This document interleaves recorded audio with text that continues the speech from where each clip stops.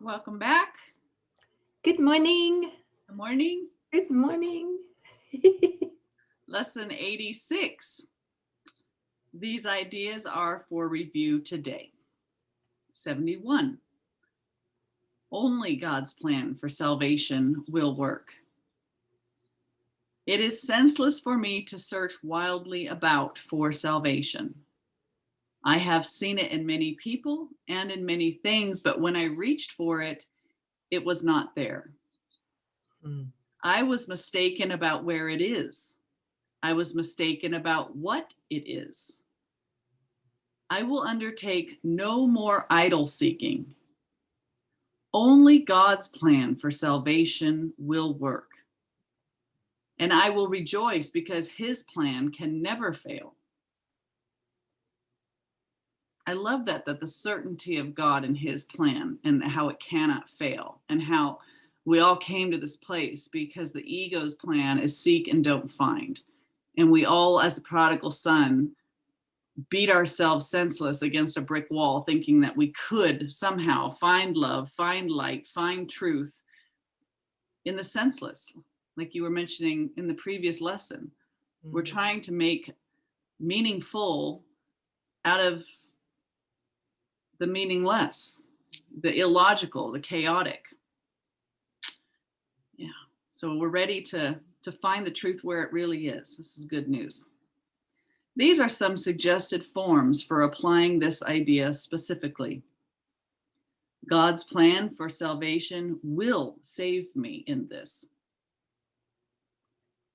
This is no exception in God's plan for my salvation.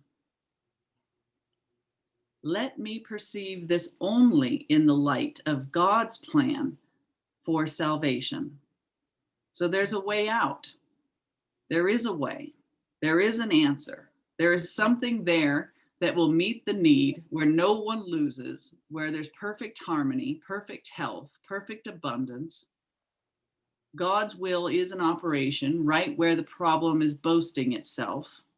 But when I turn within and acknowledge, the light that's in my mind, the innocence that's in my mind, these problems will dissolve. They'll disappear in that light.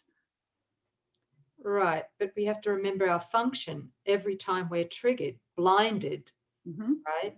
Yes. Which is forgiveness. Yes, forgiving ourselves for the belief in the problem to begin with, because it's only a symbol of separation.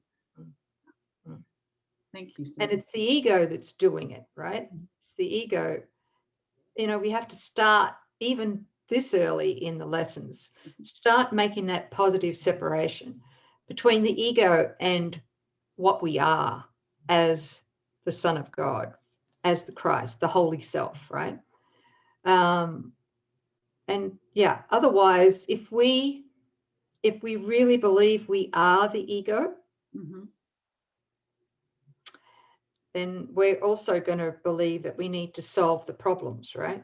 Yes. We need to do, I as an ego need to forgive myself, the ego. Yeah. But then I'm still responsible for solving the problem. That's exactly. Or I'm still responsible for the guilt that's there. It's up to me to fix this, to save myself, to fix the problem, I'm going to forgive. That's the ego wanting to forgive. I'm forgiving myself for having given this image any credibility at all, and then hands off the wheel. Only the Holy Self, Holy Spirit, can reveal to me what's really there. Coreen cannot know. Coreen was made not to know. So only in my complete surrender of, I got caught on this one, right? I believed it, and I got invested in solving it, and I was off to the races. Whoa, pull up, hold it, hold it, hold it. This is only an image of separation. It's in my mind and nowhere else, and I'm going to forgive it and accept atonement, listen, and wait for the answer to be given. That's God's plan for salvation. Thanks, sis. Thanks for the reminder. You're welcome. Okay, 72. Holding grievances is an attack on God's plan for salvation. Oh boy. Holding grievances. is an attempt to prove that God's plan for salvation will not work. Yet only his plan will work. By holding grievances, I am therefore excluding my only hope of salvation from my awareness. I would no longer defeat my own best interests in this insane way. I would accept God's plan for salvation and be happy. Wow. Anybody done forgiveness, accepted atonement, and the problem has not seemed to resolve? Is there a deliciousness in still holding on to some grievance to make a brother wrong, or to employ a spiritualized ego so that it can be part of a solution and prove what it knows, or that it's going to be helpful to God's plan for salvation?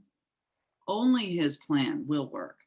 If I'm holding on to this grievance and I'm refusing to forgive it, I'm excluding myself from the only hope I have of true salvation and happiness.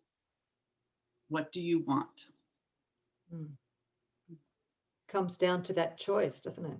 Yes. What do we really want? Yeah. Am I in competition with God, or do I want to be happy and surrender to his will, to his plan? Yeah. Specific applications might be in these forms. I am choosing between misperception and salvation as I look on this. I love that, because there's, again, no gray area. We're either looking through the ego filter or we're viewing with the Holy Spirit. Yeah. If I see grounds for grievances in this, I will not see the grounds for my salvation. This calls for salvation, not attack. What were you going to say, sis? Yeah. If I see grounds for grievances in this, I will not see the grounds for my salvation. So they're mutually exclusive. Like you said before, there's no gray area. Mm-hmm. Is there?